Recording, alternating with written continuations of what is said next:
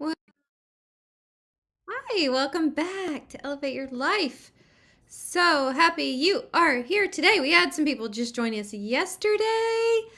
We're going to have some people join us today because I just sent an email about the behind the scenes this weekend with Melanie Schenkel and Tim Willard at our live event. Y'all are in for a treat. We are on day 3 of Elevate Your Life. I want to remind you, everybody, that, oh, thank you, Aline.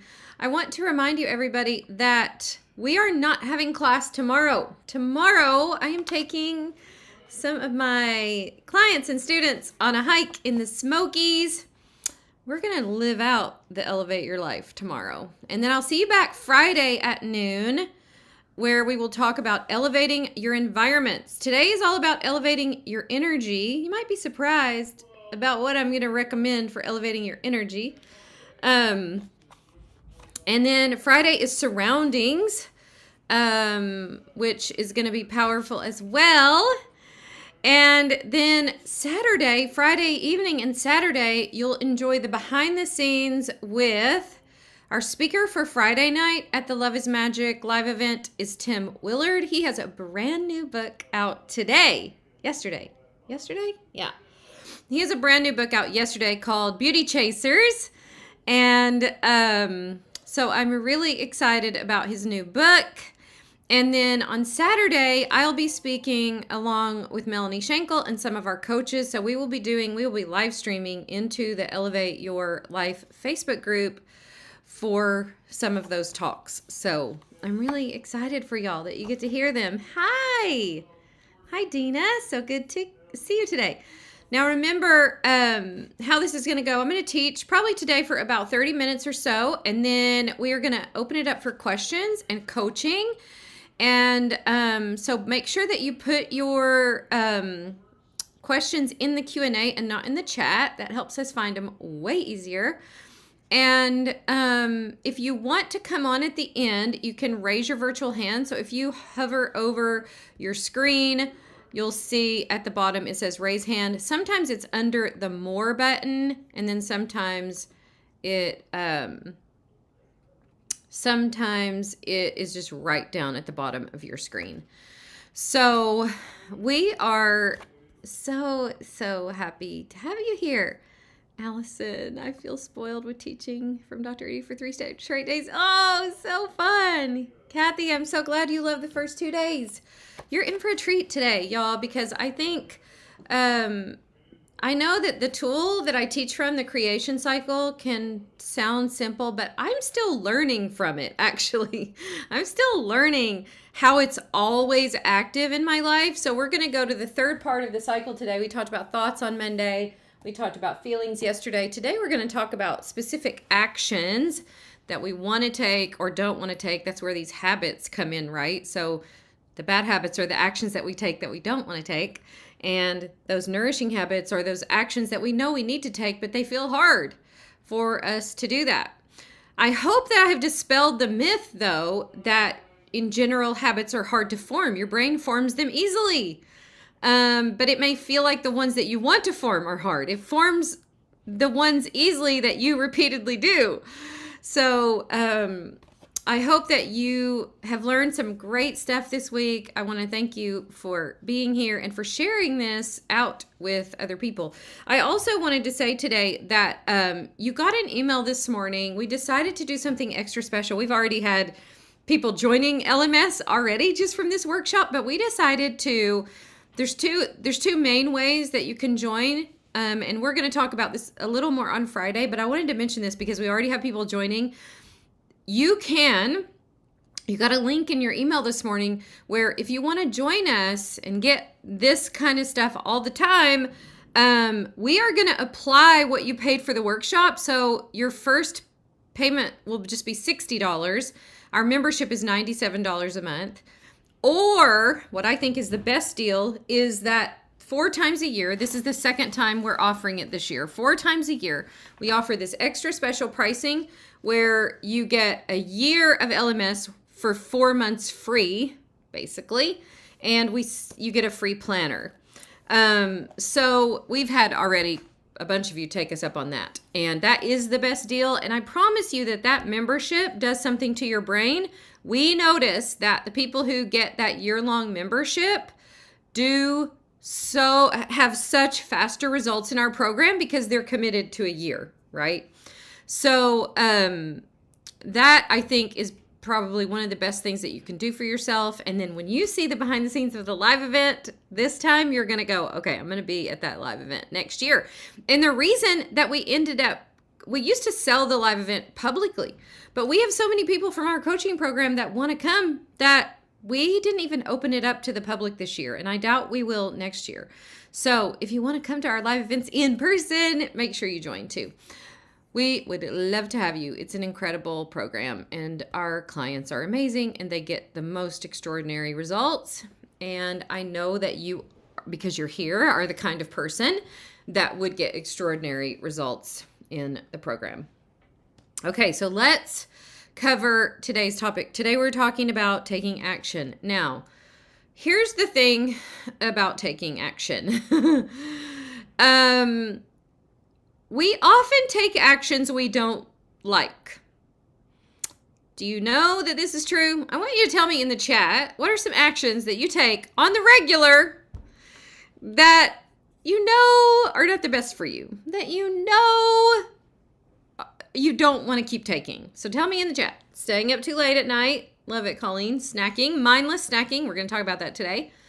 Scrolling mindlessly. Yes, Rachel. Reacting, yes, like emotional reacting instead of being proactive. Procrastinating, taking long breaks, Netflix binging. Yep. So most of us are even here, I dare say, because you have actions that you're like, yeah, I don't love that. I know it's not giving me what I want in my life. Oh, I love that one, Julie, being offended. I love helping people stop being offended. It's one of my favorite things to do. It's so freeing when you get to a point in your life where you're just not offended. And actually, the talks this weekend, at least the one that I am giving about unconditional love, is really powerful because when you get to the place where you realize that this is what you were created for, you were created by God from love, for love, to love. And when you really when that just really sinks into your heart, it's way easier to stop getting offended. You're like, oh, that's just another one of God's children that he made, that he loves. And that really has helped me more than anything. So we all have these actions that we take that we don't love taking, right? Let me see if I can take my jacket off. It got cold in here. It's really warm outside and really chilly in my office.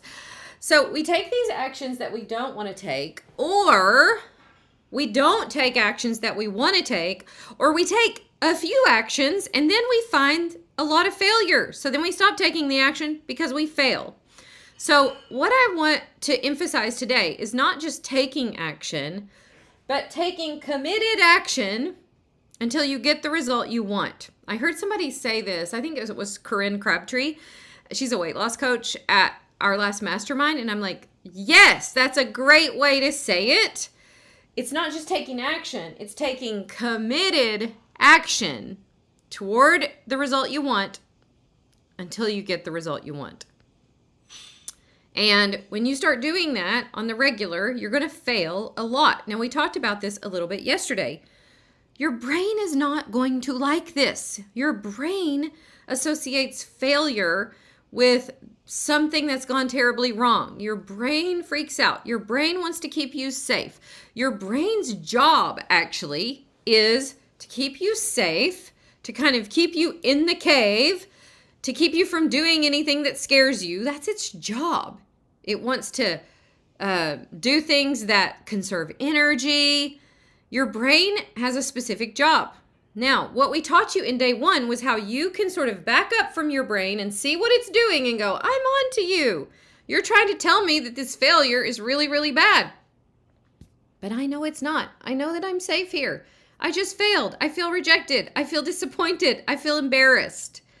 And yesterday we learned that we are capable of feeling all those emotions. And as a matter of fact, we get the most amount of freedom when we're willing to feel them all. So you taking committed action until you get the result you want, until you lose the weight you want, until you build the business you want, until you have the relationship you want, you doing that is going to mean a lot of failure. It's going to take a lot of courage and mean a lot of failure. But the question is not that. That's a given. The question is, what are you going to make the failure mean? And are you going to be willing to sit with the emotions that it brings up? Taking the action, turns out, is the easy part. The hard part is feeling the emotions that come along with what happens after we take the action. So most of us, now we are going to talk about health stuff today, giving ourselves energy, the actions that we take. Well, I dare say all of this, how we manage our thoughts gives us energy if we do it the right way, because you can just tell yourself that you're overwhelmed and you don't have enough energy, and that will affect you for sure. You can decide that you're not willing to feel feelings, and that if feelings like overwhelm come up, that you're not willing to feel that, that's going to keep you stuck, and that's not going to give you energy. So all of these parts of the creation cycle will give you energy, but I don't know, there is just something about taking committed action until you get the result you want that gives you so much energy. Energy for your health, energy for the things that you want to do in your regular life. I posted this on Instagram this morning. We were doing a workout and I thought, oh, this is a perfect example of how I'm giving myself energy today. I create energy for myself by giving out energy. That principle in the scriptures, give and it shall be given unto you, applies in so many areas. In order to have energy, you have to expend energy. And turns out you'll end up in your life having more energy when you do that. So taking committed actions until you get the result you want. I hope you have that memorized by the end of the day. Committed actions until you get the result you want. Will require courage because it will mean that you fail. Now, here's the thing. Yes, that was a big barbell, Aline. That was like, I don't know, 140 pounds, something like that was a lot of weight. And we were doing front squats. We were doing cleans and front squats. I don't know if you can tell this, the barbell was coming up to my neck and I got like a barbell burn on my neck. I always get those when we do that specific thing in the gym. But here's the thing. When I started going to CrossFit, and listen, y'all, if you think you can't build the habit of exercise, we have converted Aline Joyner. She runs our encounter groups and she's one of our amazing coaches in Life Mentoring School. And she said so many times, it's just not for me. It's just not something I'm interested in. She's become a gym rat. And I just think that's super hilarious. But Aline can attest, and I can certainly attest, that you go to the gym, you do a hard workout one time, you come home, what do you notice? Nothing. You go the next day, you do a really amazing workout. You take that committed action. What do you notice? Everybody say it in unison. Nothing. You go day 3 and day 4 and day 5. What do you notice? Nothing. But at some point, maybe it's around 6 months or a year or whatever, that committed action starts to pay off in dividends. Those consistent small actions taken over time compound. You don't notice anything after the first 20 workouts. It's kind of a bummer. It's like what you feel like after you eat well. How do you feel after you eat really healthy for one day? What do you notice? You probably feel better, but what do you notice in your body? Nothing. What about 2 days? Nothing. 7 days? Probably nothing. But 6 months of committed action? 8 months of committed action? 2 years of committed action? I'm on 5 years of committed action in CrossFit, and it amazes me what I can do. So I want you to remember that this takes time. And action doesn't mean you take action for a week and then you give up because you don't get the result you want. No. Action means you commit to it until you get the result you want. And when you have this attitude in your business and in your relationships and in your family and in your weight loss and in your health journey, I am telling you, you become unstoppable because you just learn how to take committed action over time. And you get this big compound effect of having done something over and over and over and over again. That's just how it works, y'all. You can't go do 9 hours of a workout today and notice the difference. But you do 30 minutes a day over and over and over and over again, and then you notice. Am I muted? Can y'all hear me okay? I don't see that I'm muted. I don't know. Anybody else? Okay, they can hear me. So I want you to think about this as you think of the actions that you take, how you want your thoughts and your feelings to fuel your action. What are you going to have to think and feel in order to take committed action until you get the results you want? So remind me, I know you told me this earlier in the week, remind me in the chat, what is the result you want in your life? If I could wave a magic wand and I could give you something, I could help you, you'd lose 20 pounds, you'd gain 5 pounds of muscle, you would build your business to 6 figures, you would get your house completely organized. Like, what's the end result you want if I could wave a magic wand and give it to you today? To sit down and enjoy food and stop snacking. An organized, decluttered house. Health, my health back. I want to feel fulfilled. Interesting, reverse my diabetes. I want to feel peace. A lot of times, y'all, actually, almost all the time, what we actually want is the feeling that we think that result will give us.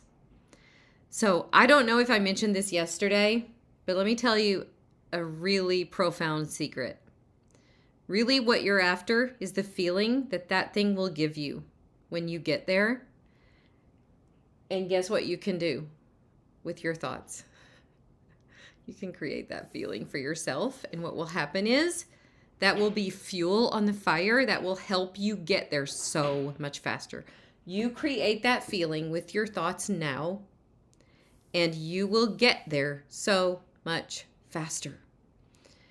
And this is so powerful because we think it hinges on something outside of us.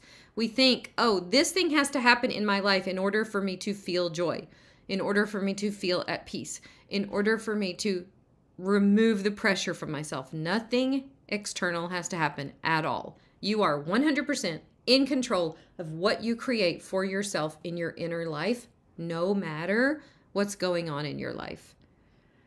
And when you do that, what will happen is the actions that you take will start to compound so fast. When I started this journey, I started with money and my relationship. Those are the 2 areas that I started with because I had such a poverty mindset. I was an overspender. I didn't trust myself with money. I had this terrible story that I told myself about money. I had a collection of terrible thoughts about myself and money. And I started working on that. And before I knew it, I had $5,000 in the bank and then $10,000 in the bank. I started to create the result of, I'm good with money. I'm wise with my money. I know how to live in abundance. I started creating that in my action line because I decided to believe a new story about myself. And I created the feeling that I wanted to create there so that I could do that. So I want you to think about this with your health, because how you manage your mind and heart, your thoughts and feelings, and how you manage your actions is what gives you the energy in your life to do all of the things you want to do. Listen, if you don't have your health, if you don't have, really, when you think of how you show up, really all you have is your energy, right? The energy that you have to show up to your life, to show up to your relationships, to show up to your job. This is so important because without it, you don't have anything. You don't have your health. And how we create this for ourselves, we first create it in our minds, then we create it in our hearts, and then with our actions, we take actions that give us those results. So when I started working on this for my health, when I woke up one day and was like, oh my gosh, I'm depressed and anxious. I can't sleep. My hormones are a mess. I have no energy. I feel so hopeless. When I woke up like that one day and realized, like, I don't want to live like this. I want to have energy to show up to my life the way I want to. And it's been a long journey. It has been several years of committed action toward the result I want. I'm fit and healthy and strong and vibrant. I would just tell myself that over and over. And when I would begin to believe that, I would feel so committed toward the actions I was taking, so committed to nourish myself better, to feed myself real food, to make my body move every day. Movement is medicine. I promise you that when you start moving your body and you start feeding it well, your body, listen to this. I just read a book I think it was written by Pope John Paul, but it was all about the theology of the body. Oh my gosh, what a beautiful book. I just read this book and it was so profound to me because our bodies are created by God for health, to be strong and vibrant, to feel full of life. And so what we have to ask ourselves are, do the thoughts and feelings and actions we take give us life? Does what you feed yourself every day give you life? Does how you move your body bring you life? Does how you think about your health bring you life? Do the feelings that you generate for yourself bring you life? Or do they bring you death? Do those thought, feeling, and actions that you repeat in your life, those habits, are those life-giving? Because you are 100% in charge of this. I'm convinced that for most people, if you can catch it early enough, you can reverse nearly all disease this way.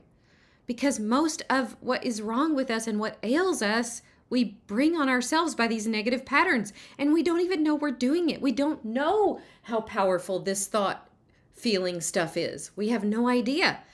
But if you do some research on the value of positive emotions, which you get from positive thoughts, the value of those on your health is profound. It lowers your blood pressure. It lowers your stress level. You experience more joy in your life. You're more willing to set goals and pursue growth and be courageous in your life. So many amazing benefits when we control these two things, and then those two things control the actions, and then the actions become so much easier. The reason most people don't change habits is because the only thing they try to change is the action, and they try to do it with willpower. You don't have enough willpower in your life to change habits that are super ingrained. You have to renew your mind. You have to renew your mind and generate those emotions that bring life. So ask yourself, and every one of us could do this, but I want you to ask yourself, are my thoughts, feelings, and actions, those that I choose to think of every day, are those thoughts, feelings, and actions bringing me life or bringing me death? Am I ushering in heaven on earth for myself and for the people around me by how I think and feel and act? I promise you that when you begin to live your life from this place of love, from this place of life and joy and energy, you will turn these cycles around and you won't need willpower. You won't need to strong arm yourself. Some of you are trying to change bad habits by being mean to yourself, by beating yourself up. Well, how did you let yourself get here? How many of you, maybe either in finances or in your weight or in your health or in your productivity or in the way your house is, how many of you say things to yourself like, I'm so mad at myself. I just let myself go. I just let this whole thing go. I'm never going to turn this around. This feels so hopeless. I'm so mad that I did this again. A lot of us tell ourselves messages like that. But I promise you, if you put that thought through a creation cycle, you're not going to change from that thought. there's something in you that rebels against that. You know you're not supposed to be mean to yourself. So I often say to myself, yeah, I'm compassionate. I have a human brain, and I ended up in this place, and none of this is by accident. And I am perfectly willing to be right here where I am. And I'm so thankful that I have these tools to help me make true, lasting change. Not short-term willpower change, but true, lasting change by renewing my mind, which renews my emotions, which renews my actions. And then it becomes so much easier to build good habits. So I want you to think about the energy that you live with every day. How many of you, just put yes in the chat if you feel like you have energy. You're like, I'm so thankful. Maybe tell us your age too, because you know, if you're 25 and you still have a bunch of energy, I mean, we'll be happy for you. But so tell me how old you are, and tell me if you have the energy that you enjoy, that helps you do what you want to do, and then be willing to tell me if you don't. You're like, no, not really. I really don't have the energy that I want. I want more. I love all these people having energy, not quite as much as I'd like. Mostly, I love that, Becky. Oh, sorry, Louisa. Louisa's recovering from being sick. 78, and I have energy, and I'm working on more. I love that, Pat. Yeah, I mean, of course there are days when we don't feel as vibrant and energetic. But I promise you that it's a state of mind. It's a state of mind that once it becomes your state of mind, you create so much more energy through your emotions, and then you're willing to take committed action until you get the result you want. And I want this for you. I promise you this is not as hard as we think it is. Your brain will easily form habits when you renew the pathways. What happens that our brains do is, it's kind of like when you're driving to work. When you're driving to work, you just go the same way every day, and you do it so often that you don't think about it. Or when you're driving to the gym, and you get to the gym and you go, I don't even remember driving to the gym because my brain just goes there because I've done it so many times. Your brain has taken that process and automated it to make it easier for itself. Yes, we're running on autopilot. Now that can be great if you have a lot of good pathways that you've created for yourself with your thought, feelings, and actions, right? But most of us don't.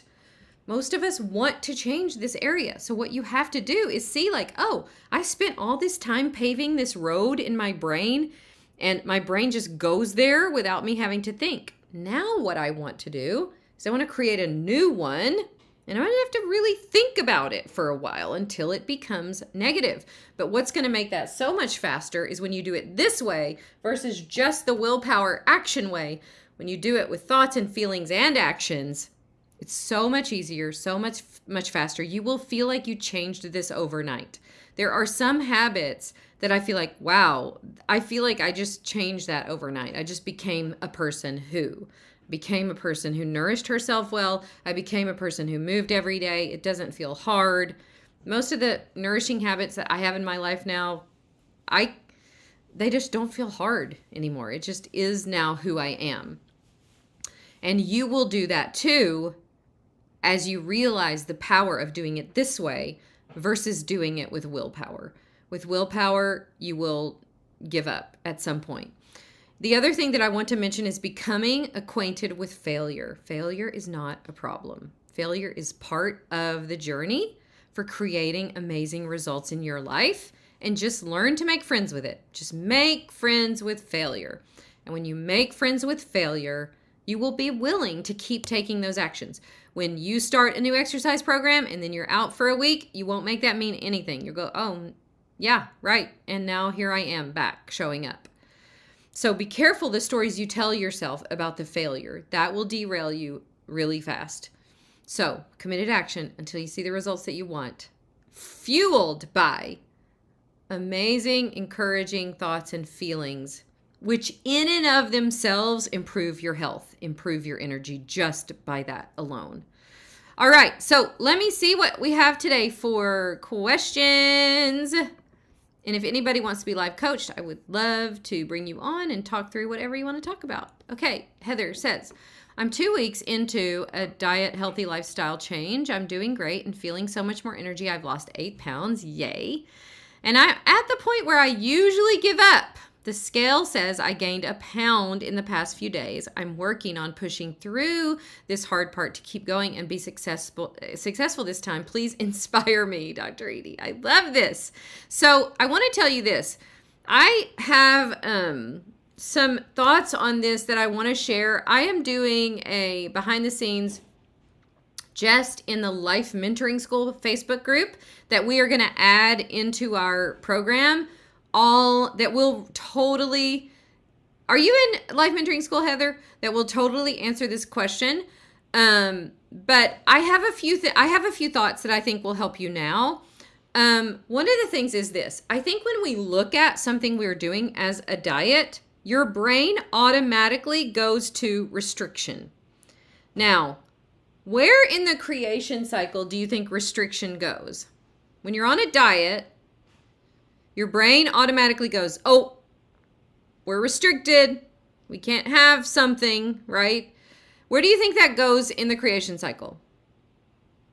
Usually restriction is something that we feel. I suppose it could be a thought. I'm feeling, yeah, it could be a thought. I'm restricted.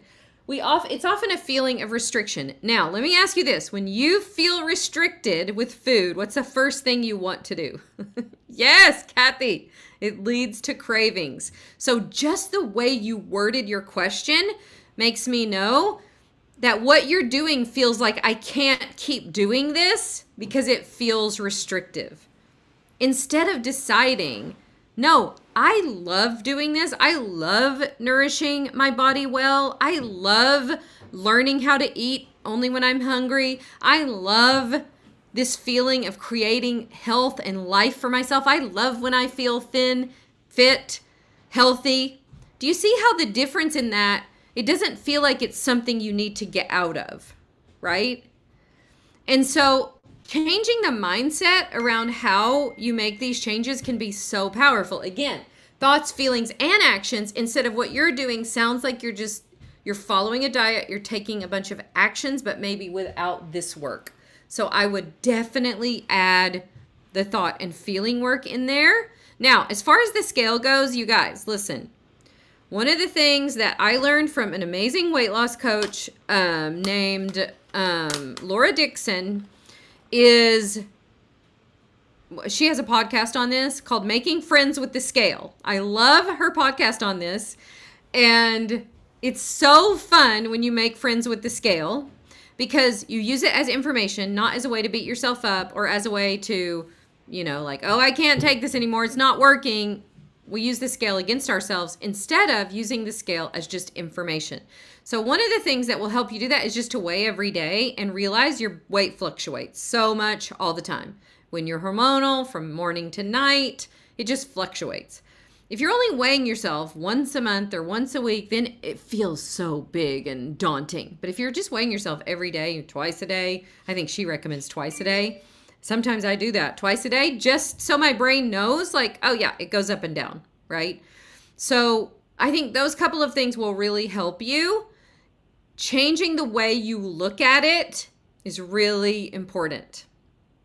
Okay, how do I live with someone who's constantly talking about the end of life? I just want to leave. I've been working on thought work for a year and it works for me, but this person is always there. Yeah, so Deb, you're making it a problem that this person talks about end of life. Now, here's the truth. People can talk about whatever they want to talk about. Now, you could set a boundary for yourself and say, look, I don't love talking about that. So if you talk about that, I'll probably leave the room. You could make a boundary. But that person is fully welcome to talk about whatever they want.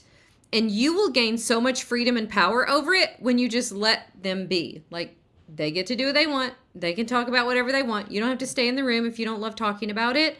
But I find that when we really manage our own thoughts and feelings, instead of trying to get them to be different and not talk about something, when we just decide, like, you can talk about whatever you want, you can't offend me. Like, a lot of times you won't even have to set a boundary because you just learn how to manage yourself. Yes, Aline, you become unoffendable. But until you get there, you might want to just say, like, hey, I don't like talking about that. How do you live? Oh, that was the same one. Okay. Now, let's see. Have you heard of the Gupta Limbic System Retraining Program? No, I have not. I'm not sure about that. Give us examples of fueling good thoughts. I don't have energy, or I'm feeling tired. This is where it's good to poll our people in our group. If your main thought was, I don't have energy, I feel really tired, what thought would you feel instead? Give us examples of good energy thoughts that you could think that would increase your energy. You're so welcome, Deb. Tell us in the chat, what are your favorite thoughts to create energy for yourself? I have what I need for this day. I love that, Becky. I have energy to spare. Love that, Sarah. I'm getting stronger and healthier every day. Love that, Janice. Oh, no, who was that? I missed that. I'm ready to face the day. It's time to move. I can get this done. I need to move my body. Yes. Right? So good. I have the energy I need for the tasks at hand. And you just practice that thought, right? And as you practice that thought, you will notice that you just start to have more energy. I love that one, Louisa. I can do all things with Christ's strength. Yes. So good. Right? And I work on my thoughts about this a lot, actually. Because I think it's a myth, honestly, that as we age, you know, like people, like if you talk to people that are in their 50s that are my age, a lot of times they're talking about how bad they feel, how they're complaining a lot. Oh, I'm so tired. Oh, this hurts or whatever. I just don't do that. I just don't want to talk about ailments. I want to talk about what I want to accomplish in my life and who I want to bless and how I'm going to serve people and my amazing grandbaby. I don't want to take up my brain space with, oh my gosh, I'm so tired again. And I have to work on it. Sometimes I find myself at the gym, like complaining with other people, like, oh yeah, I'm so tired. Oh my gosh, yeah, I'm so, sore or whatever. But I'm really aware of it. And the more you get aware of it, the more you realize, like, no, that is not the conversation that I want to have. Yes, Janice, I do not want to be in the ailment sisterhood. Or talking about how old we are. I agree, Stephanie.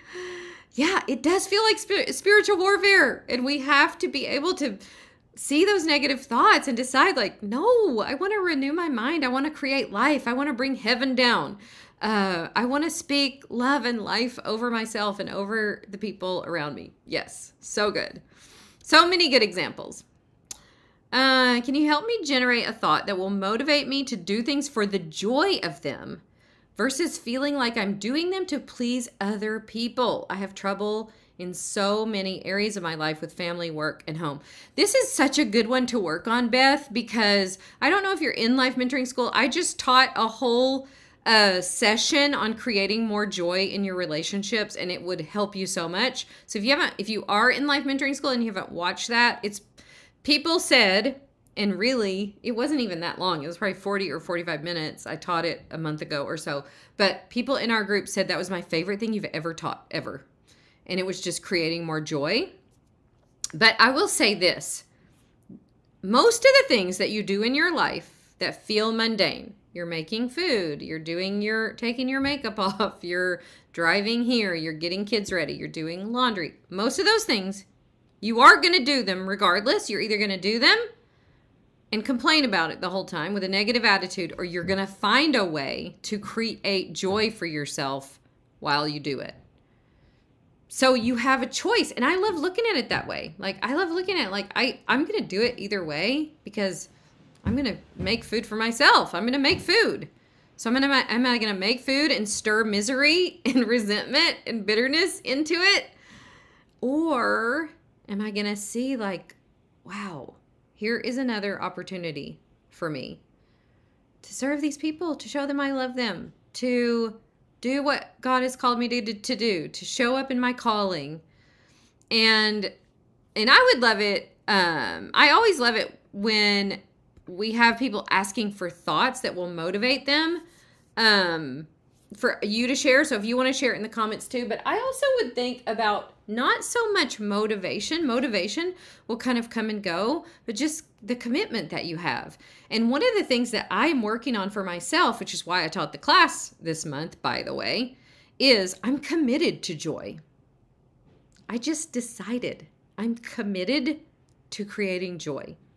You guys, I'm so committed to this. I hired a one-on-one joy coach to coach me. And I feel like I create a pretty fair amount of joy already in my life. But I just decided that I want to take it to the next level. I'm just committed to creating more joy in my life in everything I do. And I'm serious about it. I'm like serious as the heart attack about it. And so, hopefully those things help you do that, but also get help.